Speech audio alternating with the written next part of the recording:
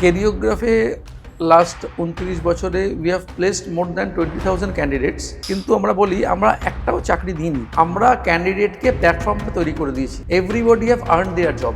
Graduation complete করার পরেই এই প্রফেশনে আপনি আসতে পারছেন। তার ফলে একজন সাধারণ গ্র্যাজুয়েট সে এতটা কেরিয়ার এনহ্যান্সমেন্ট অন্য কোনো পেশায় তারা পায় বলে আমার জানা নেই। অ্যাভারেজ একজন জয়েন করলে গেটস আ রিজনেবলি গুড স্যালারি। প্যারাসিটামলটাই জ্বর হলে ডাক্তার লিখে দিলেন, আমি দোকান থেকে কিনবো এবং খাবো। 50টা কোম্পানি, 50 রকম দাম, কেন? যখন আমার হাই টেম্পারেচার কমানোর দরকার, আমি 650-র সেই ব্র্যান্ডটা লিখলাম যার টেকনোলজিটা হচ্ছে কুইক ডিসপারশন এবং র্যাপিড রিলিফ। আবার যখন একটা পেশেন্টকে আমাকে একটা নর্মাল টেম্পারেচার রাখতে হবে, তার একটা ডাক্তারদের ফ্রি স্যাম্পলটা না দিয়ে তো এইগুলো সত্যি সত্যি যাদের দরকার আছে, দুস্থ মানুষজন, তাদের তো এই ফ্রি স্যাম্পলগুলো দিতে পারে। কে নিডি আর কে নিডি না, খুব আইডেন্টিফাইস চ্যালেঞ্জটা। মেডিকেল রিপ্রেজেন্টেটিভদের যে প্রফেশনটা, সেই প্রফেশনটায় ধরুন কেউ একজন আপনার কোম্পানিতে ট্রেনিং নেওয়ার জন্য প্রথমে এনরোল করলো, কিভাবে প্রসিজিওরটা হয়? আমরা তার একটা স্ক্রিনিং করব, স্ক্রিনিং করে দেখব যে সে আমাদের যে ট্রেনিং প্রোগ্রামটা আন্ডারগো করলে তাকে আমরা ডেভেলপমেন্টটা করতে পারবো। Everyone cannot become medical representative. আগামী দিনে এআই কি মেডিকেল রিপ্রেজেন্টেটিভকে রিপ্লেস করে দিতে পারে? দেখো, এটা একটা খুব ভাইটাল কোয়েশ্চেন এবং তার উত্তরটা আমার কাছে একদম পরিষ্কার আছে, যেটা হচ্ছে মেডিকেল রিপ্রেজেন্টেটিভের চাকরি কি মূলত পুরুষদের জন্য? ফিমেল মেডিকেল রিপ্রেজেন্টেটিভের একটা সুবিধা কি আছে, যে কোনো ইনস্টিটিউশনে সে কিন্তু ফিমেল ওয়ার্ডে গিয়েও ডক্টর মিট করতে পারে। যারা আগামী দিনে মেডিকেল রিপ্রেজেন্টেটিভ হতে চাইছে, তোমার তরফ থেকে যদি অ্যাডভাইস দিতে বলি, 5টা অ্যাডভাইস কি কি হবে? ফার্স্ট তোমাকে মাথায় রাখতে হবে যে তোমার কোনো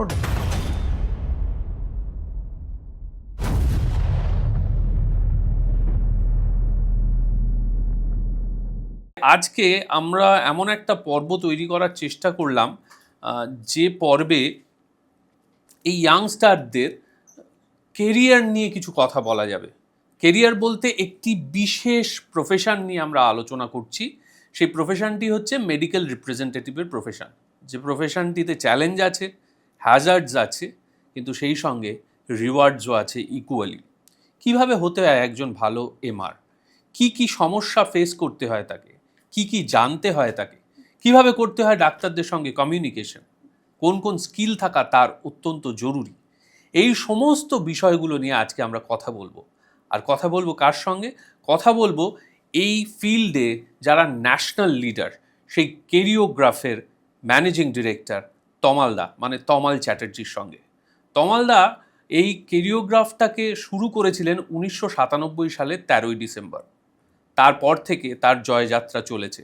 কেরিওগ্রাফ আজ অবধি প্রায় 20,000 মেডিকেল রিপ্রেজেন্টেটিভকে প্লেসমেন্ট দিয়েছে। তার থেকে জেনে নেব তার জার্নির বিষয় এবং এই প্রফেশনটার বিষয়ে খুঁটিনাটি।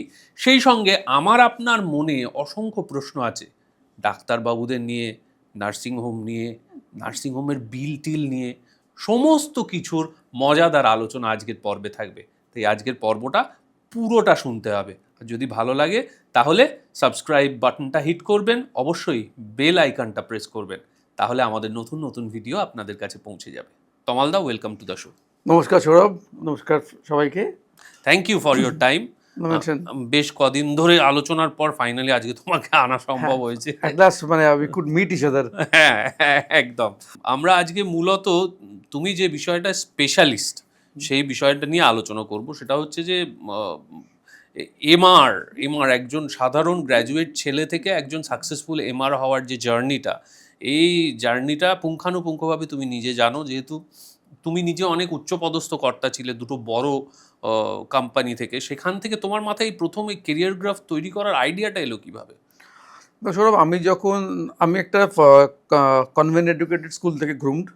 তারপর আমি ফার্স্ট যে কোম্পানিতে জয়েন করি সেটাও ভীষণ ভালো কোম্পানি। তারপর আমি একবারই চেঞ্জ করেছি। আমি আমার 25 বছর বয়সে zonal manager covering entire east আমার রিজন ছিল। আমি যখন ইন্টারভিউ নিতাম তখন আমরা যে স্ট্যান্ডার্ডের ক্যান্ডিডেট খুঁজি, অ্যাপ্লিকেশন অনেক আসে, কিন্তু আমি কোয়ালিটি ম্যাচ করাতে পারছি না। আর আমাদের তখনকার সময়ের বাংলা মিডিয়ামের ছেলেদের একটা স্ট্যান্ডার্ড কমিউনিকেশন হচ্ছে, স্যার আমরা তো ক্লাস 5 থেকে বাংলা পড়েছি, আমরা কিরকম করে ইংরেজি বলতে পারবো, সরি ক্লাস 5 থেকে ইংরেজি পড়েছি, আমরা কিরকম করে ইংরেজি বলবো। তো বাবা তুমি যখন জানোই, তুমি নিজেকে ডেভেলপ করোনি কেন? সো তখন আমার মনে হলো যে এখানে একটা বিরাট গ্যাপ এরিয়া আছে, কারণ ইন্ডাস্ট্রির যেটা নিড আর যেটা কলেজ থেকে যে ছাত্ররা পাশ করে বেরিয়েছে, there is a big gap between the industry's expectation and the output of the universities. যুবরা আছে কিন্তু তারা এমপ্লয়েবল নয়। আচ্ছা, এমপ্লয়েবিলিটি ইন্ডেক্সে গ্যাপ আছে। সে গ্র্যাজুয়েট বিলো 25 ইয়ার্স, কিন্তু তাকে যদি একটু শার্পেন করে দেওয়া যায়, একটু গ্রুম করে দেওয়া যায়, একটু ওরিয়েন্ট করে দেওয়া যায়, তাহলেই কিন্তু সে এই জবটা করতে পারবে, ইন্টারভিউটা কিল করতে পারবে। সো এইটা যখন আমি রিয়েলাইজ করলাম, তখন আমি ভাবলাম যে অল্প বয়সে সাকসেস পেয়েছি, চাকরি বাকরি ছেড়ে শুরু করি, যদি হলো, না হলে আবার চাকরিতে জয়েন করে যাব। আমার মা, আমার মিসেস আমাকে প্রচণ্ডভাবে সাপোর্ট করেছিলেন। তো তার ফলে আজকে, আর আমি যখন শুরু করি, আমার প্রথম যে আমার কলিগরা আমার সঙ্গে আসেন, আমরা আজও কেউ 30 বছর, কেউ 28 বছর, কেউ 26 বছর, কেউ 25 বছর আমরা একসঙ্গে কাজ করছি। তাই? হ্যাঁ। আচ্ছা। তার ফলে আমাদের একটা খুব স্ট্রং টিম আছে কেডিওগ্রাফি, যার ফলে আমরা এই সাকসেসটা পেয়েছি। মানে একদম ফ্যামিলির মতো টিম। হ্যাঁ। যেহেতু তুমি এই পুরো বিষয়টা ইন অ্যান্ড আউট জানো, সাধারণ মানুষের বেশ কিছু, ইনক্লুডিং মি, কিছু প্রশ্ন আছে, সেগুলো দিয়ে শুরু করি। প্রথম প্রশ্ন হচ্ছে, এই যে ডাক্তাররা যে বিভিন্ন টেস্ট লেখেন, ডায়াগনস্টিক টেস্ট, সেগুলো থেকে কি ডাক্তাররা কমিশন পান? দেখো, বাস্তব জায়গাটা যদি আমরা দাঁড়িয়ে দেখি, কিছু ডায়াগনস্টিক সেন্টার আছেন যারা কোনো রকম পে আউট করে না। আছে, কলকাতার ওপরেই আছে, আমি নাম বলছি না। এবং অনেক ডায়াগনস্টিক সেন্টার আছে যারা ডক্টরকে রেফারেল পে আউট করেন। অনেক ডাক্তারবাবু আছেন যারা রেফারেলের চেক বাড়িতে যায় কিন্তু কোনোদিন ভাঙায় না। আছে। আবার এমন ডাক্তারবাবু আছেন, রেফারেলের চেক না এলে ডায়াগনস্টিক সেন্টার এক্সিকিউটিভকে ফোন করে বলে যে আমারটা বাবা কেন এলো না, দেরি হচ্ছে কেন। সো এটা একটা মিক্সড ইকোসিস্টেম।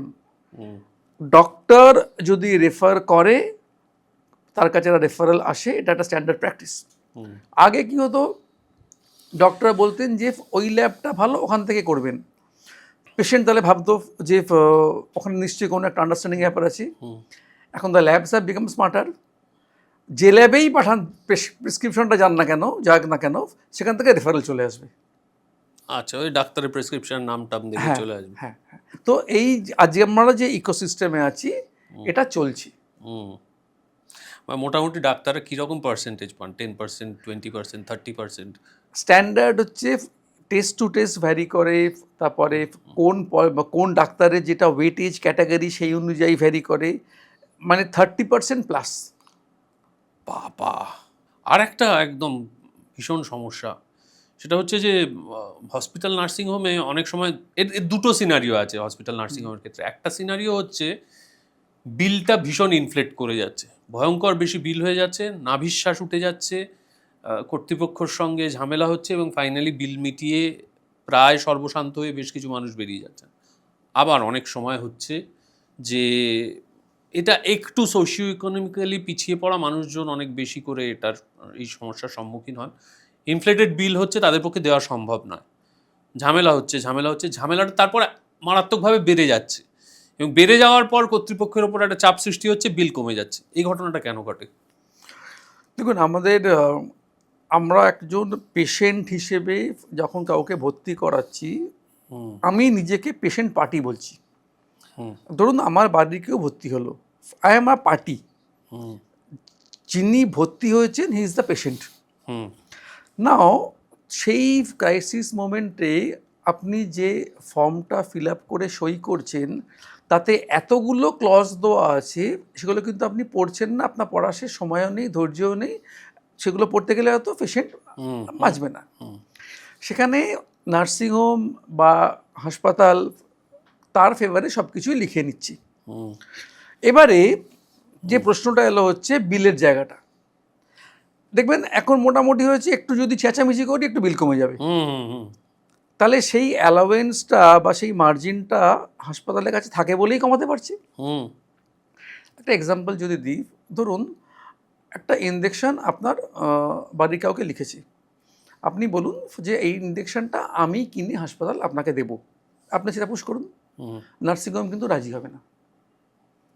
সে বলবে এর কোয়ালিটির এফিকেসি আমার কাছে জানা নেই, আমি এটা বাইরের সোর্স থেকে নেব না। কেন নেব না? আমি যদি এটা উদাহরণ দিই, এটা মেরোপেনান, একটা মেরোপেনান ইনজেকশন, তার পারচেস প্রাইস ওরকম 275 থেকে 325 টাকার মধ্যে পড়ে। নার্সিংহোমে সেটা বিলিং হয় 700 থেকে শুরু করে 2100 টাকার মধ্যে। ঠিক আছে, তাহলে একটা পেশেন্টকে যদি দিনে 3টে করে 7 দিন দেওয়া হয়, আর যদি 1500 টাকা করে মার্জিন থাকে, তাহলে একটা ইনজেকশানে 1500 ইন্টু 3 4500, 4500 ইন্টু 7, ওরকম কীরকম হচ্ছে 28-30 হাজার টাকা। হ্যাঁ 31,000 টাকা। একটা ইনজেকশানে নার্সিংহোমের মার্জিন থাকছে। আর একটা খুব মজার জিনিস দেখবেন হচ্ছে বায়োকেমিস্ট্রি। হুম বায়োকেমিস্ট্রি মানে কি, যত রকম টেস্ট হুম হুম আপনি তো অলরেডি সই করে দিয়েছেন যে আপনার পেশেন্টের ট্রিটমেন্টের জন্য যা যা নেসেসারি ডাক্তারবাবুরা মনে করবেন সেই টেস্টগুলো হবে। হুম সেই টেস্টগুলো সাধারণত খুব ইনফ্লেটেড রেটে নার্সিংহোম করে। হুম তার ফলে আপনি যখন একটা অর্গানাইজ স্ট্রাকচারের মধ্যে ঢুকে গেলেন, হুম আপনার কিচ্ছু করার নেই। আপনার ডক্টর যদি আপনাকে খুব সাপোর্টও করে, তারও কিছু করার নেই, কারণ সেই সিস্টেমটার মধ্যে সে পড়ে গেছে। তার ফলে এইটা যদি আমাদেরকে অ্যারেস্ট করতে হয়, এখানে গভর্নমেন্টাল ইন্টারভেনশন প্রয়োজন। কীরকম প্রয়োজন? ওষুধ দু রকমের হয়, একটা হচ্ছে কন্ট্রোল ক্যাটাগরির, ডিকন্ট্রোল ক্যাটাগরির। কন্ট্রোল ক্যাটাগরির ওষুধের দাম সরকার নির্ধারণ করে দেয়, যে তোমার ম্যানুফ্যাকচারিং কস্ট যদি 100 টাকা হয়, তুমি 130 টাকার বেশি, হয়তো আমি আনুমানিক বলছি, তুমি এমআরপি রাখতে পারবে না। কন্ট্রোল ক্যাটাগরিতে কোন ওষুধগুলো আছে? Life saving drugs. যে মুহূর্তে একটা ওষুধ ডিকন্ট্রোল ক্যাটাগরিতে চলে গেল, সেখানে সরকারের কোনো ইন্টারভেনশন নেই। ম্যানুফ্যাকচারার তার মতন করে প্রাইস করতে পারে। এবারে আমি যদি 300 টাকায় বিক্রি করে 3000 টাকা এমআরপি রাখি, তাহলে এই জিনিসটা তো ফেয়ার প্র্যাকটিস না।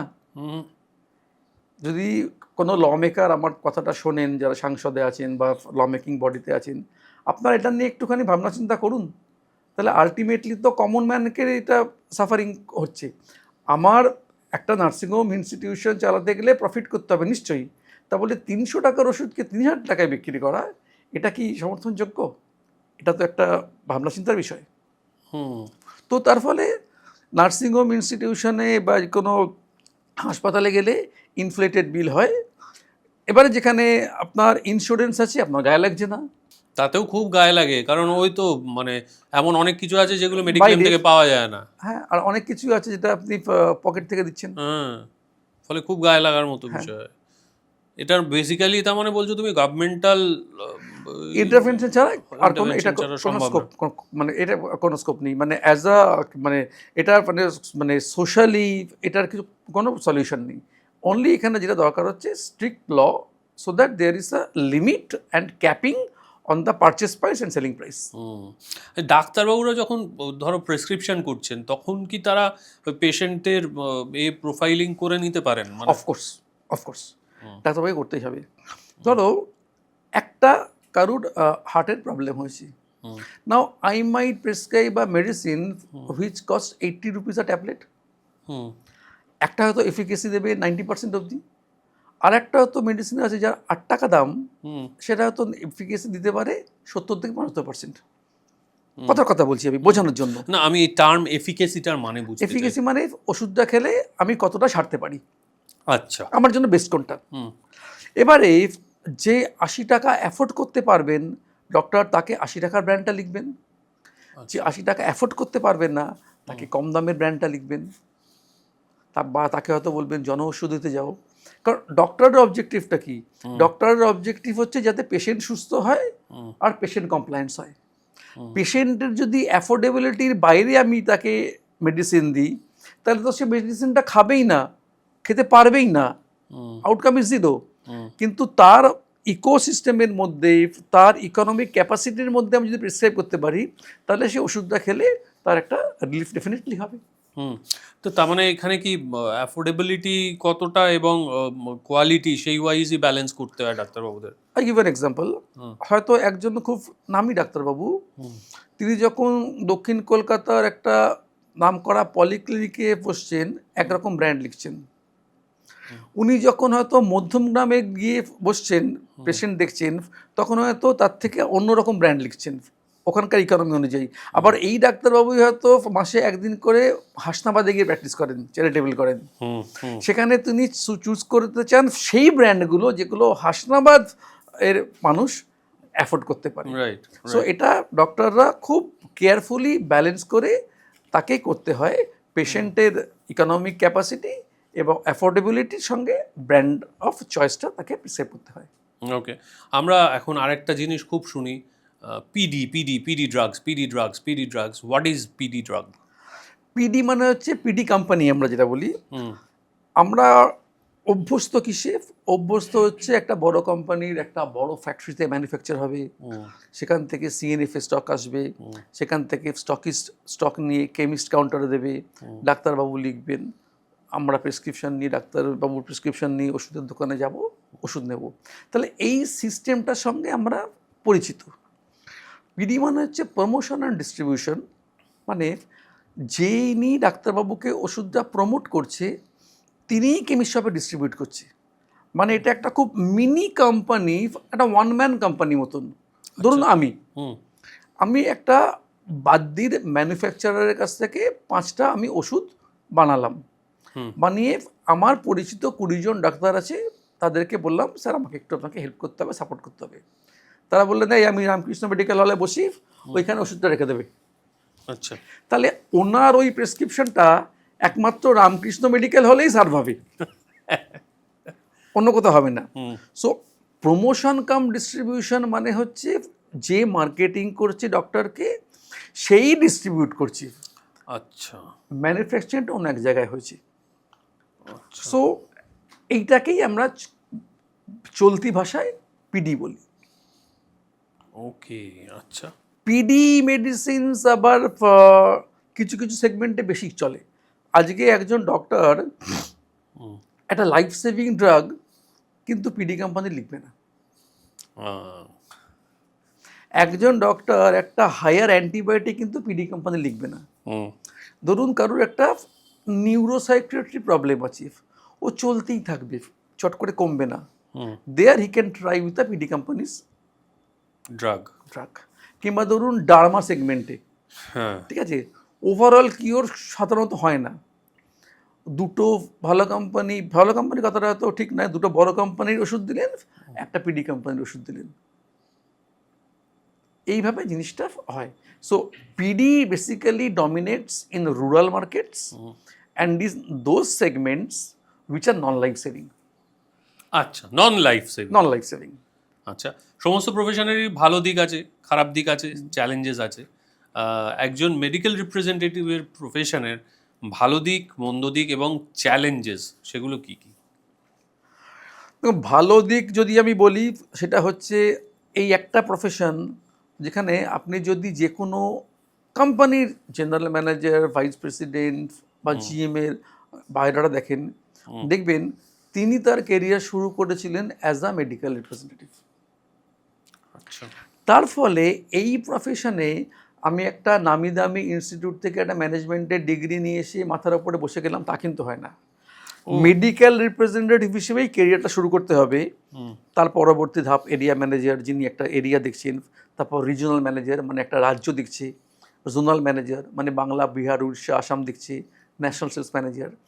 এই প্রত্যেকটা ধাপে ধাপে যখন তাকে উন্নতি করতে হচ্ছে, সে কিন্তু একটা ধাপ থেকে পরের ধাপে যাচ্ছে, তারপরের ধাপে যাচ্ছে।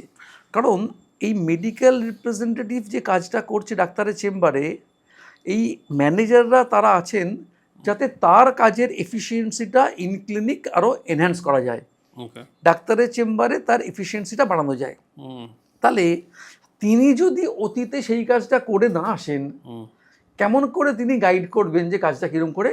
করতে হয়। তাহলে এটা হচ্ছে সবচেয়ে বড় একটা প্লাস পয়েন্ট। হুম তারপরে কি আছে, গ্র্যাজুয়েশন কমপ্লিট করার পরেই এই প্রফেশনে আপনি আসতে পারছেন। হুম তার ফলে একজন সাধারণ গ্র্যাজুয়েট, যে নন টেকনিক্যাল গ্র্যাজুয়েট, সে এতটা কেরিয়ার এনহ্যান্সমেন্ট অন্য কোনো পেশায় তারা পায় বলে আমার জানা নেই। হুম আজকের দিনে আর্নিংস আর ভেরি হ্যান্ডসাম। আচ্ছা। অ্যাভারেজ একজন জয়েন করলে he gets a reasonably good salary, plus তাকে যাতে কমফোর্টেবলি কাজ করতে পারে তার জন্য ট্রাভেল অ্যালাওয়েন্স, একটু ভালো পারফর্ম করলে ইনসেন্টিভ, যেখানে ফরেন ট্যুর তো হামেশাই লেগে থাকছে। হুম হ্যাঁ, বিভিন্ন রকম গিফটস কোম্পানি দিচ্ছে। কারণ আমি যদি মেডিকেল রিপ্রেজেন্টেটিভকে মোটিভেট করে রাখি, সে আরও বেশি কাজ করবে, আরও বেশি প্রেসক্রিপশন, আরও বেশি সেল, মানে আরও বেশি প্রফিট। তাহলে ফার্মাসিউটিক্যাল কোম্পানির at the end of the day তো মোটিভটা কি? হুম প্রফিট ম্যাক্সিমাইজেশন। হ্যাঁ হ্যাঁ, সে তো যে কোনো কোম্পানিরই তাই। তাহলে আমার এই প্রফিটটা আনছে কে? MR যে ডাক্তারকে মিট করছি। তাহলে তাকে যদি আমি ঠিক মতো করে মোটিভেট করতে পারি, তাকে যদি ট্রেন করতে পারি, আর একটা জিনিস হচ্ছে এই ফিল্ডে ট্রেনিং, আর রেগুলার 2 মাস 3 মাস অন্তর আপনার প্রচুর ট্রেনিং হবে, ডেভেলপমেন্ট হবে, নতুন ওষুধ আসবে, একটা রিসার্চ প্রোডাক্ট ধরুন এসছে, হুম ডক্টর কিন্তু ল্যাবরেটরিতে গিয়ে সেটার কোয়ালিটি টেস্ট করে প্রেসক্রিপশন করবেন না। হুম উনি আপনার কথার ওপরে কনফিডেন্স পেয়ে তবে প্রেসক্রিপশনটা করবে। হুম তাহলে কি level of scientific knowledge and confidence একজন মেডিকেল অফিসারকে রাখতে হবে?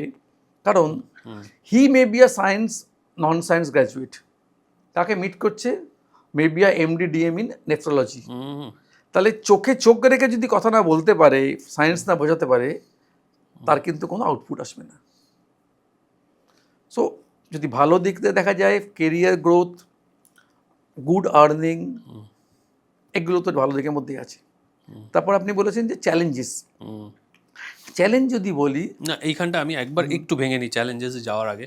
তুমি আমাকে একটা জিনিস বলো, তুমি বললে যে যে কোনো স্ট্রিম থেকে গ্র্যাজুয়েশন করলেই MR হওয়া যাচ্ছে এখন, কিন্তু আগে তো বোধহয় সায়েন্স গ্র্যাজুয়েট মাস্ট ছিল না? দেখো তুমি যদি 80s চলে যাও কি আর্লি 90s, তখন science graduation was a must. তখন একজন ডক্টর অ্যাভারেজে একজন মেডিকেল রিপ্রেজেন্টেটিভকে 2-2.5 মিনিট সময় দিতেন। তখন অনেক সায়েন্টিফিক ডিসকাশন হতো। যত সময় এগিয়েছে তত মেডিকেল রিপ্রেজেন্টেটিভের সংখ্যা বেড়েছে, কোম্পানির সংখ্যা বেড়েছে। আমি যদি বলি 30 বছর আগের অ্যালেম্বিক একটা অ্যালেম্বিক ছিল, আজকের অ্যালেম্বিকের 17টা ডিভিশন। সানফার্মা 90-এর দশকে একটা সানফার্মা ছিল, আজকে প্রবাবলি তার 43 ডিভিশনস। বাবা। পেন মানে অর্থোপেডিক্সেরই 3টে, একটা পেন ম্যানেজমেন্ট, একটা তারপরে কার্ডিওলজিতে যারা মেডিসিন মলিকিউল বিক্রি করছে তারা, ইন্টারভেনশন কার্ডিওলজি, বিভিন্নভাবে ডিভিশন আছে। তাহলে ডাক্তারবাবুর কাছে মেডিকেল রিপ্রেজেন্টেটিভের ভিড় বেড়েছে।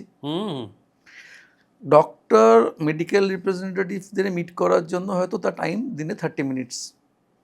উনি যখন 30 বছর আগে 30 মিনিটে 5 জনকে দেখতেন, আর আজকে 30 মিনিটসে হয়তো 30 জনকে দেখছেন। ঠিক আছে, তাহলে টাইমটা কমে গেছে। সো আগে যেটা ছিল সায়েন্স ড্রিভেন ইন্ডাস্ট্রি, এখন বেসিক্যালি হয়ে গেছে communication driven industry. So you have to understand one thing, there is a difference between any sales and pharma sales. সরো আমি তোমাকে পেনটা বিক্রি করতে এসেছি, এই পেনটা তুমি কিনবে না, আমি ডিটেল করলাম, একটা কারণ বলো কেন কিনবে না? Too heavy. টু হেভি তো ফাইন, তাহলে এইটা দেখুন তো স্যার স্যুট করতে পারে কিনা, এটা হালকা আছে। So I get a option, তুমি যখন নেগেট করে দিচ্ছ আমি তোমাকে আবার রিসেল করার অপশন পাচ্ছি। Think of a medical representative, ও ডাক্তারের কাছে গিয়ে বললো, your next patient that comes with anxiety or depression, prescribe this brand of mine, alprazolam. Now, ডক্টরকে মেডিকেল রিপ্রেজেন্টেটিভ যখন বলে চলে এলো, প্রেসক্রিপশনটা কে করবে? ডক্টর করবে। হয়তো মেডিকেল রিপ্রেজেন্টেটিভ বলার 2 দিন পরে একটা পেশেন্ট এলো উইথ অ্যাংজাইটি আর ডিপ্রেশন। তাহলে সেই সময় ডক্টরের যে ব্র্যান্ডটা ডাক্তার পেনে আসবে সেটাই লিখবেন। হুম তাহলে এই ব্রেন টু পেনটা হতে হবে, হুম তাই তো? হুম হুম অ্যালপ্রাজোলাম একটা মলিকিউল, হুম তার 10টা স্ট্রং ব্র্যান্ড আছে, তাহলে 10টা মেডিকেল রিপ্রেজেন্টেটিভ তাকে বলে এসছে, হুম তাহলে কোনটা লিখবে সে? যেটা ফার্স্ট আসবে। হুম তাহলে তার কমিউনিকেশনটা এত পাওয়ারফুল হতে হবে যে ফার্স্ট সাইটে আমি যখন ডিপ্রেশন দেখছি, পেশেন্টের মধ্যে অ্যাংজাইটি আছে, ব্রেনে আমার অমুকের ব্র্যান্ডটা এলো, পেনে চলে এলো, প্রেসক্রিপশন হলো। ওটাই রেজিস্টার করিয়ে দিতে হবে। হ্যাঁ, বাবা। সো কমিউনিকেশনটা আজকের দিনে খুব ইম্পর্টেন্ট। তাই জন্য সায়েন্সের থেকে কমিউনিকেশন বেশি দেখা হয়। আর সায়েন্স এখন তো ছেলেমেয়েরা ট্যাবে বোঝাচ্ছেন। হুম হুম আগে যেটা আমাদেরকে মুখে বোঝাতে হতো বা 2 ডাইমেনশনে বোঝাতে হতো, এখন তার জন্য তো হাতে 3 ডাইমেনশন আছে। সো কিরম করে আমার এই মলিকিউলটা গিয়ে যেখানে যে আর্থ্রোস্ক্লেরোসিস হয়েছে বা রক্তনালীতে যে জমাটটা বেঁধেছে সেটাকে কিরম করে ভাঙবে, ভেঙে সেই জমাটটা কিরম করে সিস্টেম থেকে বেরিয়ে যাবে, হুম। ট্যাব দেখিয়ে দিচ্ছে তো সেটা। আচ্ছা আচ্ছা, মানে সায়েন্স কিভাবে কাজ করে সায়েন্সটা আমি টেকনোলজিতে দেখাচ্ছি, সেই জন্যই কি টেকনোলজি খুব ইম্পর্টেন্ট হয়ে গেছে? অফকোর্স, আর বাদ বাকিটা আমি মুখে বলছি। সো আচ্ছা কমিউনিকেশনটা খুব ইম্পর্টেন্ট। আগে হয়তো আমি 1.5 মিনিট 2 মিনিট ধরে যেটা আলোচনা করার স্কোপ পেতাম, আজকে আমাকে 30 সেকেন্ডের মধ্যে সেটা বুঝিয়ে দিয়ে বেরিয়ে আসতে হবে। ও বাবা। So the job demands lot of effective communication skills. আর একটাও তো হয়, মানে এটা আমাদের একটা বন্ধু চাকরি করতো, মানে এখনো করে, সে এখন উপরের পোস্টে চলে গেছে। সেটা হচ্ছে যে একজন ডাক্তারবাবু আছেন যিনি ওই পার্টিকুলার চেম্বারটায় রাত্রির 11টায় আছেন। হ্যাঁ, আছে তো। তাহলে ওকে গেলে ওই আর রাত্রির 11টাতেই মিট করতে এক্স্যাক্টলি, হবে। রাত্রির 11টা আছে, রাত 3টে আছে, রাত 3টে আছে। 3টেও আছে। বাপরে বাপ, মানে ফিক্সড ওয়ার্কিং আওয়ার্স বলে কিছু হবে না। না, সি একটা জিনিস বুঝতে হবে, ডাক্তারবাবু আমার ডাকছে না আমি ডাক্তারবাবুর কাছে যাচ্ছি, কোনটা? আমি ডাক্তারবাবুর কাছে যাচ্ছি। তাহলে ওনার টাইম অ্যালাইন করে আমার যেতে হবে। ঠিক ঠিক কথা, ঠিক। আর একটা জিনিস শুনতে পাই নাকি সবারই মানে প্রচন্ড প্রেশার, টার্গেট মিট না করতে পারলে চাকরি নট হয়ে যাবে। তো এটা একটা পার্শিয়ালি কারেক্ট, আবার এটা একটা মিথও আছে। কোম্পানি যখন কোনো ক্যান্ডিডেটকে জয়েন করাচ্ছে একটা ফার্মাসিউটিক্যাল কোম্পানিতে, তাকে কিন্তু অনেক ট্রেনিং দেওয়া হয়। এই ট্রেনিংয়ের পেছনে কোম্পানি টাইম, এফার্ট, মানি ইনভেস্ট করছে। তাহলে কোম্পানি একটা ছেলেকে তৈরি করার জন্য বা মেয়েকে তৈরি করার জন্য তো গ্রুম করছে, ইনভেস্ট করছে। তার কাছ থেকে প্রোডাক্টিভিটি পাওয়ার জন্য করছে নাকি তাকে রিট্রেঞ্চ করার জন্য করছে, কোনটা মনে হয়? না না, প্রোডাক্টিভিটি পাওয়ার জন্য। হ্যাঁ, এবারে অনেক ক্ষেত্রেই যে এফার্টটা একজনের দেওয়া উচিত সে সেই এফার্টটা দেয় না, হুম তার আউটকামটা তো ওইটাই হবে। সো টার্গেট করতে পারছি না, প্রেশার আছে, কেউ যদি ঠিকঠাক করে কাজ করে টার্গেটটা হয়ে যায়। Hmm yes, there are certain situations হয়তো যেখানে হ্যান্ডলিংটা খুব টাফ, ম্যানেজার করছে সেটা ওই সিচুয়েশনটা সেই মেডিকেল হ্যান্ডেল করতে পারছে না, এরকম 10-15% থাকতে পারে। কিন্তু ইন জেনারেল টার্গেট করতে পারে না বলে চাকরি চলে যায়, যদি কনক্লুশনটা হয় তাহলে টার্গেটটা কেন করতে পারছে না সেটাও দেখতে হবে। আমি যদি ডাক্তার চেম্বার অবধি না পৌঁছই, কল না করি, আমার প্রেসক্রিপশন হবে না। আমি যদি ডক্টর চেম্বারে যাই কিন্তু যদি তার সঙ্গে কমিউনিকেট না করতে পারি, প্রেসক্রিপশন হবে না। আমি প্রেসক্রিপশন জেনারেট করলাম কিন্তু কেমিস্ট শপে আমি প্রোডাক্টটা অ্যাভেলেবেল রাখতে পারলাম না, তাহলে সেলটা হলো না। হ্যাঁ, তাহলে এই সব ছোট ছোট যখন পয়েন্টসগুলো টানা হবে একটা রিদেমে, তখনই সেলটা কমপ্লিট হবে। প্রেসক্রিপশন যখন অনার্ড হবে কেমিস্ট শপ থেকে, সেলটা হবে, তখনই পুরো কিন্তু এফার্টটা কমপ্লিট হলো। ফ্রুটফুল হবে। মাঝখানে যদি কোথাও গ্যাপ হয়ে যায় তাহলে হবে না। কঠিন কঠিন। অফকোর্স কঠিন। হ্যাঁ, আর এই এই যে তুমি বললে যে ট্যাবে এখন প্রেজেন্টেশন দেখিয়ে ডাক্তারবাবুকে মুহূর্তে জিনিসটা বুঝিয়ে দিতে হচ্ছে, তার মানে এখন একজন এমআরকে কি মানে টেকনোলজিক্যালিও সাউন্ড হতে হবে? প্রচণ্ডভাবে সাউন্ড করতে হবে। কীরকম? আগে আমরা প্রি কোভিড ডক্টরদেরকে চেম্বারে মিট করতাম, হুম পোস্ট কোভিড এখন হয়ে গেছে তুমি যদি চেম্বারে না মিট করতে পারো, তুমি ডক্টরকে ভার্চুয়ালি মিট করো। আচ্ছা। তাহলে ডক্টরের টাইম নিয়ে তাকে ভার্চুয়াল ডিটেলিং করা ইজ নট দ্যাট ইজি। আচ্ছা, আগে আগে কি হতো, আমাদের সেমিনার হতো ডাক্তারদের নিয়ে, হুম বিভিন্ন বড় বড় হোটেলে রেস্টুরেন্টে হতো, ফলোড বাই রিফ্রেশমেন্ট। হুম এখন অনেক সেমিনার মোডে হচ্ছে, ওয়েবিনিয়ার হচ্ছে। তাহলে ডক্টরকে তার কর্মস্থল থেকে বাড়ি থেকে জয়েন করাতে হচ্ছে ওই ওয়েবিনিয়ারে। হুম আমার ধরো টার্গেট আছে, আমার 5 জন ডক্টরকে জয়েন করাতে হবে হুম সন্ধে 8টা থেকে 9টা অবধি। না, তারাও বিজি, তাদেরও প্রফেশনাল লাইফ, পার্সোনাল লাইফ আছে, হুম তার মধ্যে তাকে আমাকে অ্যাটেন্ড করাতে হবে। কনভিন্স করিয়ে নিয়ে বসাতে হবে। হ্যাঁ, গেল। পরে যদি আসি, হুম আগে কি হতো, তুমি জব করলে, চাকরি করলে, চাকরি করে বাড়ি চলে এলে, and for the day, badminton খেললাম শীতকালে, কোয়ালিটি লাইফ। হুম এখন বাড়ি ফিরে আসার পরে রিভিউ মিটিং শুরু হচ্ছে অনলাইনে, ও বাবা। ঠিক আছে? So post Covid lot of changes have came up in the digital platform, যেখানে মেডিকেল রিপ্রেজেন্টেটিভকে অনেক বেশি এনগেজ থাকতে হচ্ছে তার জবের সঙ্গে। হুম সেই ফ্রি টাইম যেটা আগে ছিল সেটা আর নেই। বহু আগে কি ছিল, সেই ডাক্তার রিপোর্ট করবে, আমি ডাক্তার দেখবো, পোস্ট অফিসে চিঠি ফেলবো, হেড অফিসে আর ব্রাঞ্চ অফিসে রিপোর্ট যাবে। হুম সেসব কখন বন্ধ হলো? যখন ইমেল এলো, দিনের দিন রিপোর্ট করো। হুম এখন কি হচ্ছে, আমি সাপোজ ডক্টর সৌরভ চ্যাটার্জিকে মিট করব বাঘাযতীনের, ডক্টর সৌরভ চ্যাটার্জি চেম্বারের আশেপাশে এলে তবেই আমার কলটা রিপোর্ট হবে, আচ্ছা ঠিক আছে? আচ্ছা, ফাঁকি মারার হয়তো কোনো চান্স নেই। 150 কি 200 মিটারের মধ্যে এলে কলটা রিপোর্ট হবে। সো আগে যে ফ্লেক্সিবিলিটিগুলো ছিল আজ কিন্তু সেগুলো নেই। হুম তার ফলে এই প্রফেশনটা অনেক ট্রান্সপারেন্ট হয়ে গেছে আর অনেক বেশি ডিমান্ডিং হয়ে গেছে। বুঝতে পেরেছি। তুমি বলছিলে এইমাত্র যেটা বললে, আগে কনফারেন্স হতো ডাক্তারদের নিয়ে। আমার এখানে একটা অবজারভেশন আছে, কিছুদিন আগেই হয়েছে। ফার্মা কোম্পানির ইভেন্ট, একটা বিরাট বড় ভেন্যুতে, কলকাতারই একটা বিখ্যাত ভেন্যুতে, সেখানে মুম্বাইয়ের সিঙ্গার এসে পারফর্ম করছেন। এই খরচাটা তো ফাইনালি যাবে আমার ওপর দিয়ে, এই আমার যারা ক্যামেরা করছে প্যারাসিটামল কিনবে তাদের ওপর দিয়ে। এইগুলো তোমার কতটা জাস্টিফাইড বলে মনে হয়? দেখো, এইটা তুমি যেটা বলছো, হুম there are certain things which are legally correct, certain things which we need to see whether it is socially or morally correct. আজকে আমি যদি দেখি, ফার্মাসিউটিক্যাল কোম্পানির মোটিভ হচ্ছে প্রফিট ম্যাক্সিমাইজেশন। হুম সে প্রফিট করছে, সে তার কাস্টমারদের এনে তোমায় যে এখানে বলছো সেখানে বিনোদন করছে, হুম এটা লিগালি কারেক্ট। হ্যাঁ সে তার প্রফিটের পয়সা থেকে করছে। The question is it socially correct? Is it morally correct?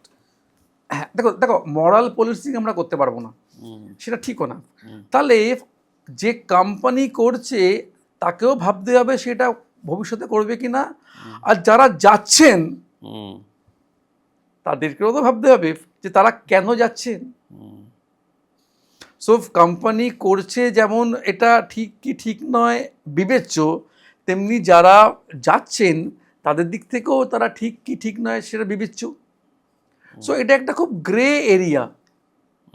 Definitely একটা বাস্তব কথা ঠিক, যেটা হচ্ছে আলটিমেটলি এটা পেশেন্টের পয়সা থেকে যে মুনাফা হয়েছে সেই মুনাফাতে দেখা হচ্ছে। কিন্তু সমাজে আমরা ডাক্তারবাবুদের একটা অন্য চোখে, অন্য দৃষ্টিতে দেখি, ভগবান মনে করি আমরা। হ্যাঁ। সো অনেক কিছু হয়তো যেটা একটা আমজনতা করতে পারে, আজকে ধরো একটা ইন্ডাস্ট্রি যেখানে এইসবগুলো চলে, হুম অনেক ইন্ডাস্ট্রিতেই চলে, হুম কিন্তু সেটা হেলথ কেয়ারে কতটা মানে ওই সামাজিকভাবে খাপ খায়, এটা ভাবার নিশ্চয়ই অনেক অবকাশ আছে। আমি বলছি এটা বিস্কিট কোম্পানি হলে লোকজনের অত চোখে লাগবে না। টায়ার কোম্পানি বলো, টায়ার কোম্পানি এফএমসিজি হলে কোম্পানি হ্যাঁ, বলো, কিন্তু সেখানে ডিলার ডিস্ট্রিবিউটাররা এইভাবে এন্টারটেইনড হয়। হ্যাঁ হ্যাঁ ঠিক তাহলে আছে, আমি ডিলার ডিস্ট্রিবিউটার আর তুমি যাদের কথা বলছো, ডিলার্স অ্যান্ড ডক্টরসদের মধ্যে তো একটা মানে বেসিক তফাৎ আছে। মানুষজন ডিলারকে যে চোখে দেখে, একজন ডাক্তারের তার তুলনায় 100 গুণ বেশি সম্মান। মানে একজন একজন ডাক্তার আমাদের কাছে, আমরা বলি ডাক্তার এবং টিচার এরা হচ্ছে নোবেল প্রফেশন। সেখানে এইটা একটু খটখট করে না, মানে খচখচ করে আর কি। নিশ্চয়ই করে। এবারে সেটা তো মানে যারা করছে তাদেরকে সেই কলটা নিতে হবে, আর যারা যাচ্ছেন তাদের সেই কলটা নিতে হবে। আচ্ছা, এটা গেল একরকম। আরেকটা হচ্ছে ব্র্যান্ড ভার্সেস ব্র্যান্ডের একটা কনফিউশন আমরা দেখতে পাই। একই ওষুধ, ধরে নিলাম যে প্যারাসিটামল, এই প্যারাসিটামলটাই জ্বর হলে ডাক্তার লিখে দিলেন, আমি দোকান থেকে কিনবো এবং খাবো। 50টা কোম্পানি, 50 রকম দাম, কেন? আমি দুভাবে জিনিসটাকে ভাগ করি। একটা হচ্ছে প্রাইস কম্পোনেন্ট, আর একটা হচ্ছে এফিকেসি বা নিড কম্পোনেন্ট। মানে হচ্ছে তোমার দুটো প্রশ্ন থাকতে পারে। একটা হচ্ছে আমি paracetamol 500 milligram from the same source ধরে নিচ্ছি, সেম সোর্স থেকে 10টা ব্র্যান্ডের মধ্যে আছে, 10টার 10 রকম প্রাইস, তাহলে তুমি কোনটা কিনবে? এই তো প্রশ্ন। নাও এটা খুব একটা ক্রুশিয়াল ডিসিশন, যেটায় আমার মনে হয় when it comes to a molecule and a brand, তোমাকে তোমার ডক্টরের উপরে ডিপেন্ড করতে হবে। যেমন ধরো একজনের 104 জ্বর, তুমি তখন কি চাইবে? যাতে টেম্পারেচারটা ইমিডিয়েটলি নামুক। আবার কারোর হয়তো জ্বরটা 99 থেকে 101-এর মধ্যে ঘোরাফেরা করছে, সেখানে আমরা কি চাইবো? এটা 98-তে মেনটেন হোক। নাও এটাও একটা প্যারাসিটামলের ব্র্যান্ড, এটাও একটা প্যারাসিটামলের ব্র্যান্ড, দুটোতেই 650 মিলিগ্রাম করে আছে। এর র্যাপিড ডিসইন্টিগ্রেশন মানে বডির মধ্যে গিয়ে চট করে ভেঙে গিয়ে হাই টেম্পারেচারকে কমিয়ে দিচ্ছি। তাহলে যখন আমার হাই টেম্পারেচার কমানোর দরকার, আমি 650-র সেই ব্র্যান্ডটা লিখলাম যার টেকনোলজিটা হচ্ছে কুইক ডিসপারশন এবং র্যাপিড রিলিফ। আবার যখন একটা পেশেন্টকে আমাকে একটা নর্মাল টেম্পারেচার রাখতে হবে, তার একটা ওই ঘুষঘুষে জ্বর চলছে, সেখানে আমার এমন প্যারাসিটামল দরকার যেটা আস্তে আস্তে রিলিজ হচ্ছে, যাতে আমার টেম্পারেচারটা অনেকক্ষণ ধরে কন্ট্রোল থাকে। তখন আমি অন্য ব্র্যান্ডটা লিখলাম। So the molecule may be same, কিন্তু কি টেকনোলজিতে মলিকিউলটা তোমার বডিতে ডিসইন্টিগ্রেট হয়ে বায়ো অ্যাভেলেবেল হচ্ছে, মানে তোমার দেহে কাজ করছে, সেটা কিন্তু খুব ইম্পর্টেন্ট। তোমার একটা অল্প ব্যথায় একরকম ওষুধ খাবে তুমি, ধরো ডাইক্লোফেনাক সোডিয়াম, ব্যথা কমানোর ওষুধ। আবার যদি খুব ব্যথা হয়, একটা সময় লেগে যায়, তখন তোমার ওই ডাইক্লোফেনাকটাকেই চট করে পুরো ডাইক্লোফেনাকটাকে অ্যাকশন নিতে হবে। আচ্ছা, বুঝতে পারলাম কি? তাহলে এইখানে না, as a lay person, as a non medical person, I will advise you not to keep মানে অ্যাপ্লাই ইউর জাজমেন্ট। আচ্ছা, ফলো দ্য প্রেসক্রিপশন। কারণ যিনি লিখেছেন উনি একজন হেলথ কেয়ার প্র্যাকটিশনার, উনি তোমার সেই সময়কার কন্ডিশনটা দেখে লিখেছেন। আবার হয়তো 7 দিন পরে কি 3 দিন পরে দেখলে ওই মলিকিউলটাই অন্য ব্র্যান্ড দিয়ে চেঞ্জ করে দিল। আচ্ছা, সেই মুহূর্তের প্রয়োজনীয়তা অনুযায়ী হচ্ছে। হ্যাঁ, তাহলে তুমি আমাকে বলো যে মাঝখানে একটা রব উঠেছিল যে ডাক্তার ব্র্যান্ড লিখবেন না, ডাক্তার জেনেরিক মেডিসিন লিখবেন। সেই জেনেরিক মেডিসিন তাহলে খাওয়াটা কি ততটা নির্ভরযোগ্য সলিউশন হচ্ছে না? দেখো, আমি যদি প্যারাসিটামলই আসি, একটা প্যারাসিটামল 650 মিলিগ্রাম, সেটা যদি ওজন করো দাঁড়িপাল্লায়, দেখবে হয়তো ওজনটা 10 গ্রাম, ট্যাবলেটটার ওজন। হ্যাঁ হ্যাঁ হ্যাঁ হ্যাঁ, ঠিক আছে। তাহলে 650 যদি আমি 10 গ্রাম থেকে বাদ দিই, তাহলে ওরকম 935 মিলিগ্রাম কি, সেটা হচ্ছে স্টার্চ বাইন্ডিং মেটেরিয়াল। একটাকে আমরা বলি অ্যাক্টিভ ইনগ্রেডিয়েন্ট, একটাকে বলি ইনঅ্যাক্টিভ ইনগ্রেডিয়েন্ট। প্যারাসিটামলটা আমার অ্যাক্টিভ ইনগ্রেডিয়েন্ট, অন্যটা হচ্ছে ইনঅ্যাক্টিভ ইনগ্রেডিয়েন্ট। তাহলে এই প্যারাসিটামল 650 বাদ বাকি 900 মানে 950-র মধ্যে লুকিয়ে আছে, আটকে আছে। আমি যখন খেলাম ওষুধটা, আমার অ্যাক্টিভ প্যারাসিটামলটা ইনঅ্যাক্টিভ ইনগ্রেডিয়েন্ট থেকে খোলস থেকে বেরিয়ে অ্যাকশনটা নেবে। ইনঅ্যাক্টিভ ইনগ্রেডিয়েন্ট যেটা আছে সেটা কম দামেরও হয়, বেশি দামেরও হয়। আমি যদি ভালো কোয়ালিটির ইনঅ্যাক্টিভ ইনগ্রেডিয়েন্ট দিই, তাহলে আমার ডিসপারশনটা কুইক হবে, অ্যাকশনটা বেটার হবে, যেটা সাধারণত ব্র্যান্ডেডের ক্ষেত্রে হয়। জেনেরিকে প্রাইসটাকে কম করার জন্য, জেনারিকের উদ্দেশ্যই তো প্রাইস কম করা, তাহলে আমি তো মলিকিউলটায় কম্প্রোমাইজ করতে পারবো না। ওষুধটা তো প্যারাসিটামল 650, তাহলে ওষুধটা আমি দু জায়গা থেকে এক নিলাম, কিন্তু বাইরের যে জিনিসপত্রগুলো ইনঅ্যাক্টিভ ইনগ্রেডিয়েন্ট তার যে কোয়ালিটিটা ভ্যারি করে গেল, জেনেরিকটা অত তাড়াতাড়ি হয়তো আমার বডিতে ডিসইন্টিগ্রেট করলো না, হয়তো 650-এর জায়গায় বেরোলো 500, আমি 500 অ্যাকশন পেলাম, 1 নম্বর পয়েন্ট। 2 নম্বর হচ্ছে বাদবাকি যে 935 সেটা ব্র্যান্ডেডের ক্ষেত্রে হয়তো স্মুথ ইউরিন দিয়ে বেরিয়ে গেল, আর জেনেরিকের ক্ষেত্রে হয়তো সেই মলিকুলগুলো এতটাই রেজিস্ট্যান্ট কিডনির ওপরে চাপ ফেলছে। তাহলে আমি যদি একটা প্রেশারের ওষুধ লং টার্ম খেতে থাকি পরে হয়তো আমি একটা নেফ্রো চ্যালেঞ্জে ল্যান্ড আপ করবো। ও বাবা, এটা আমি একটা তোমাকে ব্রড স্পেকট্রাম দিচ্ছি, তার মানে আমি যেটা বলছি পুরোটাই একদম ঠিক আর এটা পুরোটাই ভুল তা না, এটা একটা চিত্র।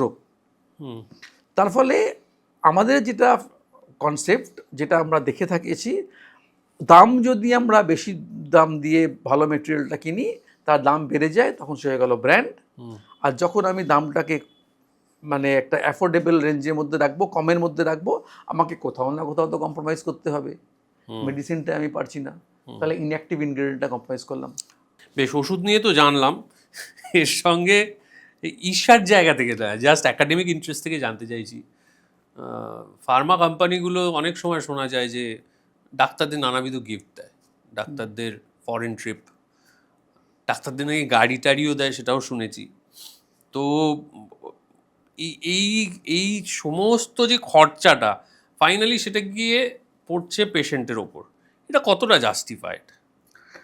দেখুন, জাস্টিফাইড কি আনজাস্টিফাইড সেটা উত্তর দেওয়ার আমি মানে আমি সেই পজিশনে নেই। আমি আপনাকে ইন্ডাস্ট্রির মানে কীভাবে চলে সেটা বলতে পারি। দেয় কি? গিফট পেতে কার না ভালো লাগে? আপনাকে দিতে ভালো লাগে আপনার? আমারও ভাল লাগে, কিন্তু আমায় তো লোক পেপার ওয়েট দেয়, আমায় আর গাড়িকে গিফট দিচ্ছে। দেখুন, যার যেমন পোটেনশিয়াল, ন্যাচারালি একটা আমাকে যদি, এটা তো বুঝতে হবে যে ফার্মাসিউটিক্যাল কোম্পানির মোটিভটা হচ্ছে প্রফিট ম্যাক্সিমাইজেশন। নাও এখানে মেডিকেল কাউন্সিল অফ ইন্ডিয়ার অনেক গাইডলাইন আছে। আচ্ছা, সেই গাইডলাইন ফলো করে ইনভেস্ট করতে হয়। মানে ধরুন, আগে আমি আপনাকে 4 জনের একটা টিকিট দিয়ে দিতাম, আপনি ফ্যামিলি নিয়ে বিদেশ বেরিয়ে আসুন। এখন কিন্তু আমি একজন ডক্টরকে একটা বিদেশের টিকিট তখনই দিতে পারবো যখন তিনি কোনো রিসোর্স পার্সন বা স্পিকার হয়ে যাচ্ছেন। আচ্ছা, ওকে, আমি কিন্তু তার ফ্যামিলি টিকিটটা করতে পারবো না, কারণ সেটা আমি আমার এক্সপিরিয়েন্স দেখাতে পারবো না। এরকম এমসিআই এর গাইডলাইন আছে, সেই গাইডলাইন যারা মানেন তারা ফেয়ার প্র্যাকটিস করছেন, আর যদি কোনো কোম্পানি গাইডলাইন না মানে সে ফেয়ার প্র্যাকটিস করছে না। এটাই হচ্ছে বাস্তব জায়গা, দুটোই চলছে। বুঝতে পেরেছি। ওষুধের দোকানে বিভিন্ন ওষুধের ক্ষেত্রে দেখা যাচ্ছে একই ওষুধ এই দোকানে 10%, ওই দোকানে 20%, আবার এই ওষুধটা এখানে 20%, ওখানে 30% ডিসকাউন্ট। এই ডিসকাউন্টের গল্পটা কি করে হয়? স্টকিস্ট একটা ওষুধ বিক্রি করলো কেমিস্টকে, কেমিস্ট ধরুন একটা ওষুধ কিনলো হচ্ছে 100 টাকায়, ঠিক আছে, তার পারচেস প্রাইস, আর এমআরপি হচ্ছে 130 টাকা। তাহলে এবারে তার কাছে 30 টাকার মার্জিন আছে।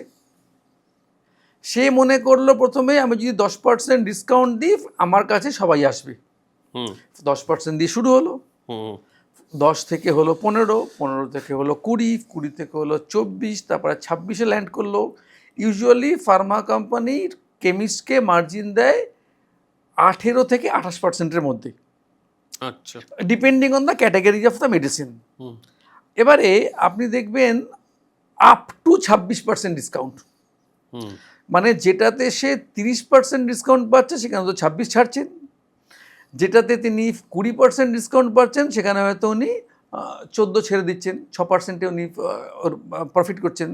সো উনি হয়তো দেখেছেন কেমিস্ট যে আমি যদি ডিসকাউন্ট না দিই আমি 20% লাভ করব, কিন্তু আমার 1000 টাকার ব্যবসা হবে, তাহলে দিনের শেষে আমার প্রফিট হলো 200 টাকা। কিন্তু আমি যদি 20% ডিসকাউন্ট দিই, আমার 5,000 টাকার ব্যবসা হবে, আর দিনের শেষে প্রফিট হবে আমার 600 টাকা। সো এটা কেমিস্টের বিজনেস মডেল, এর সঙ্গে কোম্পানির কোনো সম্পর্ক নেই। ও, এর সঙ্গে কোম্পানির কোনো সম্পর্ক নেই? আমার তো ট্রেড মার্জিন করা আছে। আমি যেটা স্টকিস্টকে বিল করছি ধরুন 92 টাকায়, স্টকিস্ট সেটা কেমিস্টকে বিক্রি করছে 100 টাকায়, সেই ওষুধের হয়তো এমআরপি 128 টাকা। তাহলে কেমিস্টের 28 টাকার মার্জিনের মধ্যে সে প্লে করছে।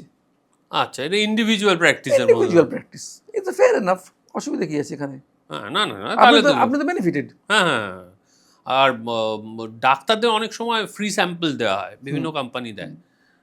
এই ডাক্তারদের ফ্রি স্যাম্পলটা না দিয়ে তো এইগুলো সত্যি সত্যি যাদের দরকার আছে, দুস্থ মানুষজন, তাদের তো এই ফ্রি স্যাম্পলগুলো দিতে পারেন।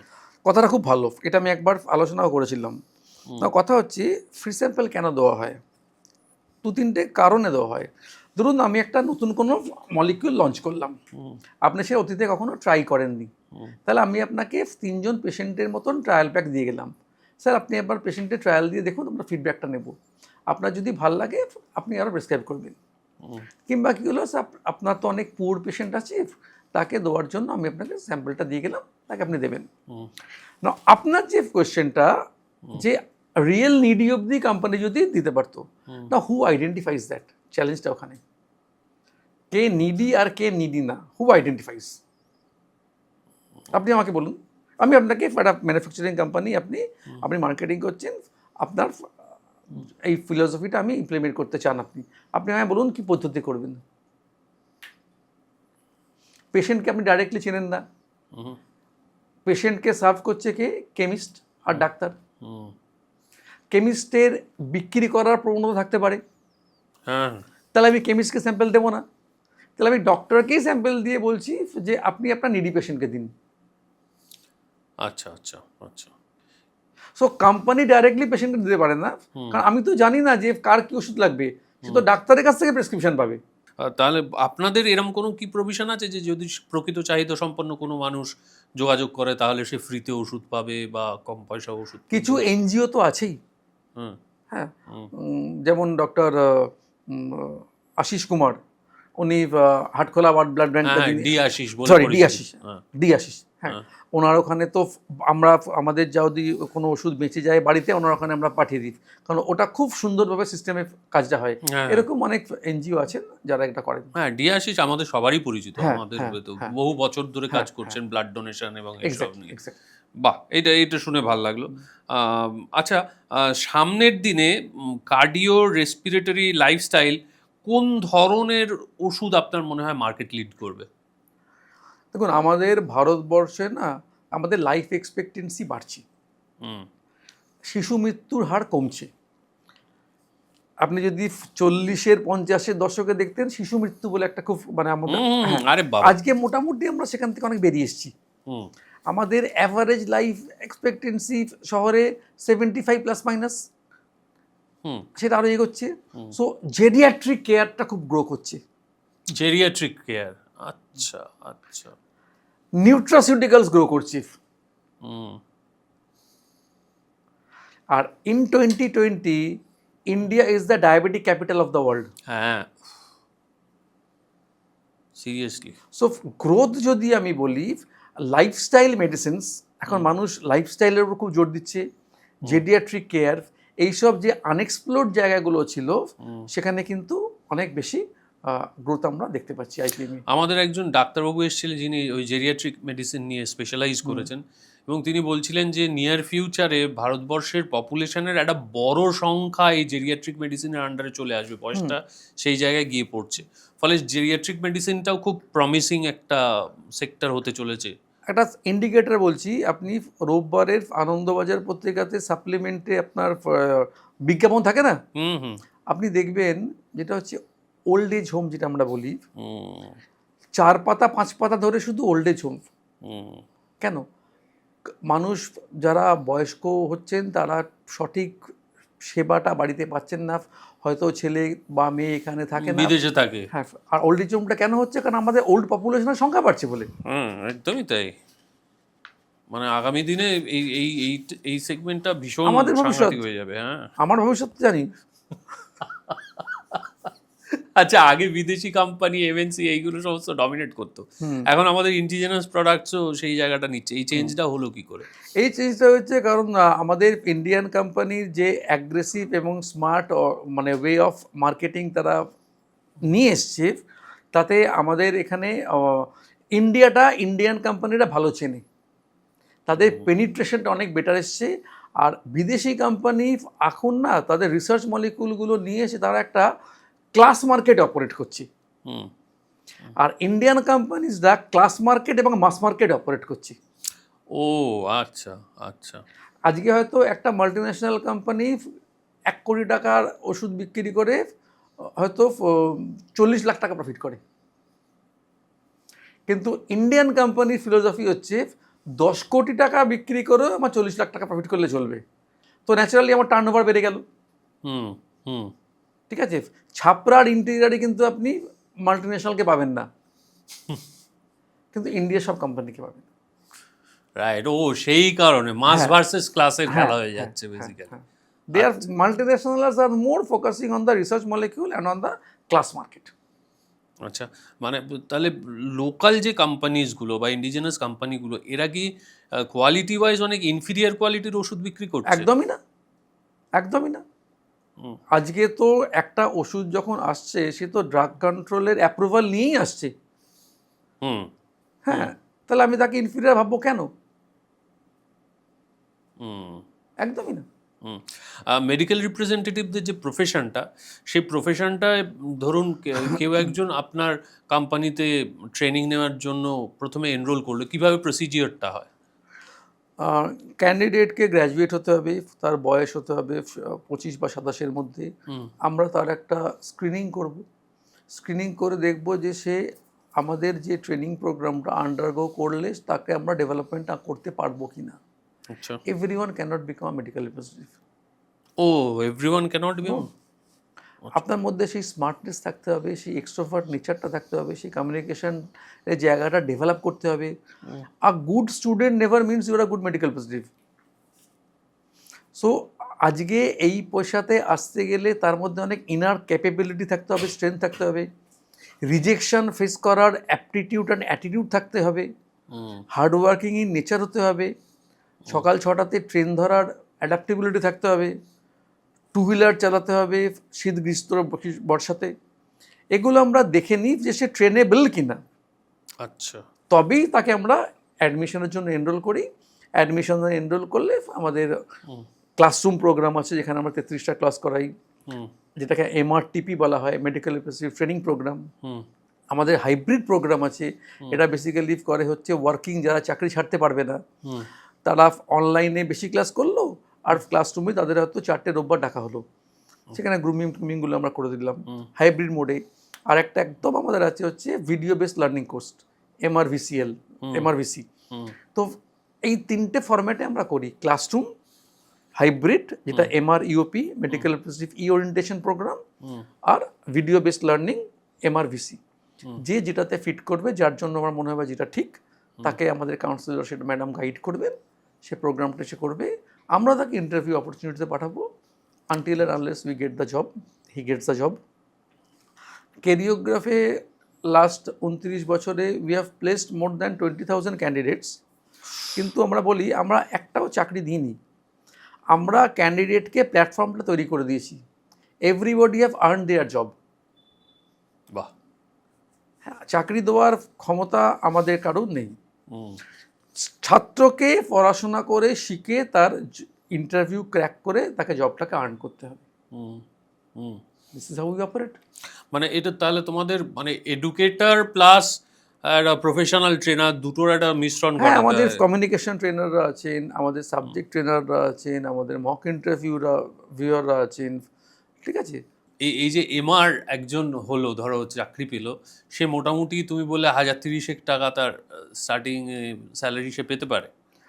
দেখো এটা না ভ্যারি করে কোন কোম্পানিতে সে জয়েন করছে। আজকের দিনে স্টার্টিং স্যালারি আমি যদি একদম ন্যূনতম ধরি ইট ইজ 16,000, আর যদি হায়ার রেঞ্জে ধরি it could be 45,000 also. So 16 to 45-এর ব্যান্ডে সে অপারেট করবে in terms of only salary.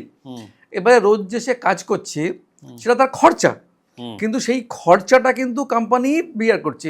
সে রোজ একটা ডেলি অ্যালাউন্স পায় 300 থেকে 700 টাকার মধ্যে। যদি তার 500 টাকাও ডেলি অ্যালাউন্স হয়, 25 দিন কাজ করার জন্য সে 12,500 টাকা যেটা পাচ্ছে মাসে, তাতে কিন্তু তার খুব স্বাচ্ছন্দ্যের সঙ্গে বাইরের যে খরচাটা সেটা কিন্তু হয়ে যাচ্ছে, সেটা তার নিজের পকেট থেকে করতে হচ্ছে না। এবার তুমি বলো, যত সে আস্তে আস্তে ওই মইতে চড়ে চড়ে ওপর দিকে উঠবে, তার জীবন কতটা সুন্দর হয়ে উঠবে আর কি। ওপর দিকে যত উঠবে, আমরা শুনি যে কেউ কেউ যদি টার্গেট অ্যাচিভ করতে পারে ভালো ভালো গিফট পায়, বিদেশ যাত্রা পায়।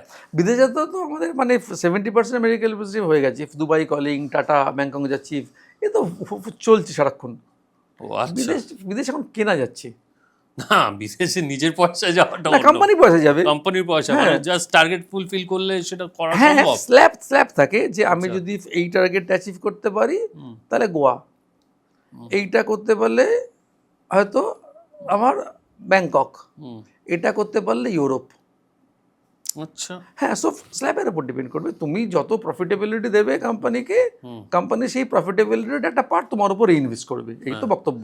যারা আগামী দিনে মেডিকেল রিপ্রেজেন্টেটিভ হতে চাইছে, ধরো অনেকেরই অ্যাসপিরেশন মেডিকেল রিপ্রেজেন্টেটিভ হবে, তোমার তরফ থেকে যদি অ্যাডভাইস দিতে বলি, 5টা অ্যাডভাইস কি কি হবে? ফার্স্ট অ্যাডভাইস হচ্ছে মেডিকেল রিপ্রেজেন্টেটিভ যারা হতে চাইবে, এক হচ্ছে ফার্স্ট তোমাকে মাথায় রাখতে হবে যে তোমার কোনো ডিউটি আওয়ার্স নেই। ডক্টর যদি সকাল 6টায় মিট দেন সেখানেও যেতে হবে, রাত্রি 10টায় মিট নিলে সেখানে যেতে হবে। সো এটা ফার্স্ট কন্ডিশন। সেকেন্ড হচ্ছে তোমার বাইক থাকতে হবে এবং সাবলীলভাবে বাইক চালাতে হবে। থার্ড হচ্ছে you have to be honest to yourself. তোমার সিনিয়র তোমার সঙ্গে সপ্তাহে কি মাসে হয়তো 3 দিন কাজ করবেন, মাসে 4 দিন, কিন্তু বাদবাকি সময়টা তোমাকে অনেস্টি ইন্টিগ্রিটি নিয়ে কাজ করতে হবে। ফোর্থ হচ্ছে তোমার কন্টিনিউয়াস লার্নিংয়ের অ্যাপটিটিউড থাকতে হবে। আজকে এই মেডিসিন এসছে, কালকে ওই মলিকুল আসছে, পরশু এটা আসছে, রেগুলারলি আপডেট করে যেতে হবে। আচ্ছা। আর ফোর্থ লাস্ট ওয়ান হচ্ছে তোমার মধ্যে একটা রিলেশনশিপ বিল্ডিং স্কিল বা এবিলিটি রাখতে হবে। আলটিমেটলি একই মলিকিউল নিয়ে ডিফারেন্ট ব্র্যান্ড নিয়ে ডাক্তারের কাছে 5 জন যাচ্ছি, ডক্টর কার্ডটা লিখবেন, সাধারণত যেটা দেখি যার সঙ্গে র্যাপো বেশি, এই র্যাপো তৈরি করার যে একটা স্কিল সেটা তোমাকে ডেভেলপ করতে হবে। যারা অলরেডি এমআর হয়ে গেছে এবং তারা সেই এমআর এর ক্যারিয়ারে উন্নতি করতে চায়, তাদের জন্য কি অ্যাডভাইস থাকবে? এটা স্পেশালাইজড অ্যাডভাইস, এই 5টা জেনারেলাইজড অ্যাডভাইস পেলাম। স্পেশালাইজ অ্যাডভাইস হচ্ছে তোমাকে কিন্তু 5 বছর আমি দেবো টাইম। 5 বছরের মধ্যে মেডিকেল রিপ্রেজেন্টেটিভ থেকে ফার্স্ট লাইন ম্যানেজার বা এরিয়া ম্যানেজার হতে হবে। আজকের দিনে আইদার ইউ গ্রো, মানে পদোন্নতি করো, either you grow or you go, the door is open. 5 বছরের মধ্যে তাকে ফার্স্ট লাইন ম্যানেজার বা এরিয়া ম্যানেজার হতে হবে। সেটা হতে গেলে কি করতে হবে, তোমার যেটা বর্তমান কাজ you have to be good in that, তবেই কোম্পানি কনফিডেন্স পাবে তোমাকে সিনিয়র রোলের জন্য ইন্টারভিউ নিয়ে প্রমোশন দেওয়ার জন্য। তুমি যদি 5 বছরের মধ্যে প্রমোশন না পাও, দুটো মেসেজ এখান থেকে ক্যারি হচ্ছে। একটা হচ্ছে you are not good so you are not getting it, আর একটা হতে পারে you may be good but you are not ambitious. তুমি তোমার কমফর্ট জোনটাকে বেছে নিয়েছো, তোমার ডাক্তার চেনা হয়ে গেছে, কেমিস্ট চেনা হয়ে গেছে, সুন্দরভাবে জীবন চলছে, কিন্তু কোম্পানি এটা চায় না। ফ্যান্টাস্টিক। সব সেক্টরে এখন যে চ্যালেঞ্জটা আসছে, মোটামুটি সার্ভিস ওরিয়েন্টেড যত সেক্টরে, আমি তোমার থেকেও সেই বিষয়টা জানতে চাই। আগামী দিনে এআই কি মেডিকেল রিপ্রেজেন্টেটিভকে রিপ্লেস করে দিতে পারে? দেখো, এটা একটা খুব ভাইটাল কোয়েশ্চেন এবং তার উত্তরটা আমার কাছে একদম পরিষ্কার আছে। যেটা হচ্ছে এআইকে কে চালনা করে? মানুষ। আচ্ছা, একটা যখন ওষুধ রিসার্চ হয়ে ওষুধটা মার্কেটে এলো, রিসার্চ করেছে কে? ফার্মা কোম্পানি, ডেটা কোম্পানির কাছে। সেই ডেটা একমাত্র মানুষই ডাক্তারকে শেয়ার করতে পারবে, 1 নম্বর। 2 নম্বর, আজকে মেডিকেল রিপ্রেজেন্টেটিভ জবটা আছে কেন? ডাক্তার তো একজন মেডিকেল রিপ্রেজেন্টেটিভ থেকে অনেক বেশি কোয়ালিফাইড, তার কাছে নেট আছে, বই আছে, রিসোর্স আছে, কিন্তু তার কাছে প্রপার সময়টা নেই যে অতটা সে ইনডেপথ যাবে।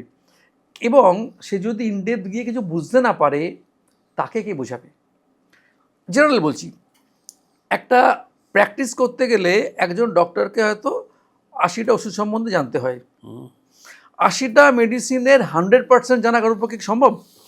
তার সেখানে নলেজটা ধরলাম 80 to 95%-এর মধ্যে। আর medical representative has 7 products only, কথা বলছি 7টা। আচ্ছা। সেই 7টা ওষুধে তার নলেজ কিন্তু 120%। So a medical representative is the person who have high knowledge on a small number of products. তো আমি যখন ডক্টরের কাছে যাচ্ছি, ওই 7টা মলিকিউলে ডক্টরের যা কোয়ারিজ আমার সঙ্গে রিফ্রেশ করে নিচ্ছে। আমি যদি তার সায়েন্টিফিক কোয়ারিজটাকে স্যাটিসফাই করতে পারি, আমার প্রেসক্রিপশন হবে। আর আমি যদি স্যাটিসফাই করতে না পারি, it will only be a call, a postman's job. আমার কোনো ব্যবসা হবে না, ওখান থেকে প্রেসক্রিপশন হবে না। মেডিকেল রিপ্রেজেন্টেটিভের চাকরি কি মূলত পুরুষদের জন্য? এক সময় ছিল, কিন্তু এখন আমাদের মেয়েরা তো মানে ওয়ার্ল্ড কাপ জিতে আসছে, চাঁদে যাচ্ছে, তারা 2 হুইলার চালাচ্ছে। আর এবং সেন্ট্রাল গভর্নমেন্ট একটা নিয়ম করেছে যেখানে ফিল্ড ওয়ার্কিং ফোর্সে there have to be a male female ratio. তার ফলে কিছু কোম্পানির এখন ফিমেল রিপ্রেজেন্টেটিভ নেওয়ার প্রবণতাও বেড়ে গেছে, যাতে ওই রেশিওটা মেনটেন করতে পারে কমপ্লায়েন্সের জন্য, 1 নম্বর। আর দ্বিতীয়, ফিমেল মেডিকেল রিপ্রেজেন্টেটিভের একটা সুবিধে কী আছে, যে কোনো ইনস্টিটিউশনে সে কিন্তু ফিমেল ওয়ার্ডে গিয়েও ডক্টর মিট করতে পারে, যেটা একজন মেল রিপ্রেজেন্টেটিভ পারে না। তার ফলে বেশি যদি ইনস্টিটিউশনাল ওয়ার্কিং দেখো, মানে হসপিটালে ওয়ার্কিং, নার্সিংহোমে ওয়ার্কিং, এখানে কিন্তু ফিমেল ওয়ার্কফোর্সই বেশি। সে ঢুকে গেল একটা, ধরুন বিএম বিড়লাতে, একই ছাদের তলায় 12 জন ডক্টরকে দেখে বেরিয়ে এলো, কিন্তু পাশের ছেলেটি হয়তো ভবনের উপরে কল করে যতীন দাস পার্কে গেল, সেখান থেকে আবার কল করে চলে এলো রাসবিহারিতে। আচ্ছা, আমরা ভীষণভাবে শুনি যে অ্যাকিউট কেয়ার, ক্রনিক কেয়ার, এই ব্যাপারটা কি? আচ্ছা, এটা একটা particular Pharma industry term. Acute care মানে ধরুন আপনার একটা ইনফেকশন হয়েছে, আপনি আশা করছেন কদিনে সারবে? 3, 5, 7 দিন। একটা জ্বর জারি হয়েছে, ভাইরাল ফিভার হয়েছে, কদিনে সারবে? এই 2-3 দিনেও সেরে যায়। 5-7 দিন খুব জোর। তাহলে অ্যাকিউট কেয়ার হচ্ছে where the therapy duration is very short. আচ্ছা। আপনার ধরুন একটা কিডনি চ্যালেঞ্জ হয়েছে কিংবা হাইপার টেনশন হয়েছে, কতদিনে সারবে? ডায়াবেটিস টাইমও লাগতে পারে। হ্যাঁ, তাহলে সেখানে আপনাকে ওষুধ খেয়ে যেতে হবে। Chronic care is where the treatment is prolonged. আচ্ছা। সো যারা ক্রনিক কেয়ারে মেডিসিন বিক্রি করছে, একটা প্রেসক্রিপশন হয়তো 7 বছর থাকছে, 10 বছর থাকছে, কিন্তু অ্যাকিউট কেয়ারে একটা প্রেসক্রিপশনের লাইফ হয়তো 7 দিন। সো অ্যাকিউট কেয়ারে যারা কাজ করছে তাদের রেগুলার নতুন প্রেসক্রিপশন আনতে হচ্ছে, তবে তার নতুন সেল বাড়ছে। কিন্তু ক্রনিক কেয়ারে একটা বেস হয়ে গেছে, বেসের ওপর একটা গ্রোথ আসছে। ওকে, মেডিকেল রিপ্রেজেন্টেটিভদের জীবনে কি কি চ্যালেঞ্জেস আপনি দেখতে পান জেনারেলি? আমি যদি একজন মেডিকেল রিপ্রেজেন্টেটিভ, কর্মরত মেডিকেল রিপ্রেজেন্টেটিভের চ্যালেঞ্জগুলো দেখি, ফার্স্ট চ্যালেঞ্জ হচ্ছে প্রত্যেক মানুষেরই একটা ওয়ার্ক স্পেস থাকে। এখানে আমাদের কিন্তু কোনো ওয়ার্ক স্পেস নেই। মানে বৃষ্টি পড়ছে, আপনি ডাক্তারের চেম্বারে বাইরে দাঁড়িয়ে আছেন, ভিজছেন, প্রচণ্ড গরমেও আপনি কিন্তু বাইরে দাঁড়িয়ে আছেন, ওয়ার্ক স্পেস বলে কিছু নেই। সেকেন্ড কি হয়েছে, আগে প্রি কোভিড আমরা ডক্টরের চেম্বারে মিট করতাম, সেখানে কথা বলতাম। আজকে কোভিডের পরে অনেক ইনস্টিটিউশন মেডিকেল রিপ্রেজেন্টেটিভ ভিজিটটা ডাক্তারের চেম্বারে বন্ধ করে দিয়েছে। তার ফলে ডক্টরকে আমাকে মিট করতে হচ্ছে কার পার্কিংয়ে, সেখানে একজন ডাক্তারবাবুকে 7জন 10জন ঘিরে ধরছে, সেখানে আমায় কমিউনিকেট করতে হচ্ছে। বাবা, একজন ছেলে ধরুন নতুন জয়েন করেছে, আমি যখন কোনো একটা ক্লিনিকে ডক্টরকে মিট করতে যাব, সেখানে তো তার নাম, সে কী স্পেশালিটি, ডিগ্রি সব দেখতে পাবো। এবারে একজন ডক্টর গাড়ি থেকে নামছেন বা গাড়িতে উঠছেন, সে চিনবে কিরম করে? তাকে এখন গাড়ির যে ওই মানে ওখান থেকে ছবির ক্যামেরা তুলে জুম করে মানে নেট আইটি দিয়ে দেখে নিতে হচ্ছে ডক্টরের নাম কি, কোন ডাক্তার, তাকে মিট করতে হচ্ছে। আগে এইরকম আমাদের ভিজুয়াল এড থাকতো, যেটা আমরা ডক্টরকে বলতাম, হ্যাঁ, তারপরে ট্যাব চলে এলো, ট্যাব আর নতুন করে দেখাচ্ছি না। এখন কার পার্কিংয়ে আমাদের কী হচ্ছে, এরকম ব্যাংকের পাসবইয়ের মতন এইটুকুনি খালি আমি দেখানোর সুযোগ পাচ্ছি। ঠিক আছে, এগুলো ক্যারিওগ্রাফের ট্রেনিং মডিউলস, হ্যাঁ। Training material. তো এই জিনিসগুলো আমাদের করতে হচ্ছে। হুম আমাদের কোনো ফিক্সড টাইমিং নেই, হুম সোশ্যাল লাইফ ব্যালেন্সে অনেক ক্ষেত্রেই সমস্যা হয়, কিন্তু কিছু করার নেই, করতে হবে। টার্গেটের প্রেশার তো ডেফিনেটলি আছে।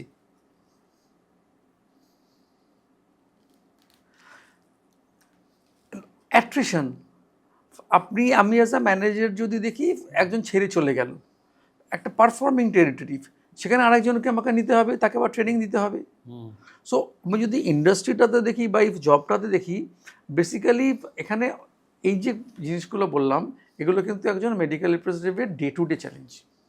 কোনো ওয়ার্ক টাইমিং নেই, কোনো অফিস বলে কিছু নেই, ওয়ার্ক হ্যাজার্ড প্রচণ্ড, এবং পেশেন্টরাও যখন থাকেন তারাও একটুখানি ক্ষুণ্ণ হন।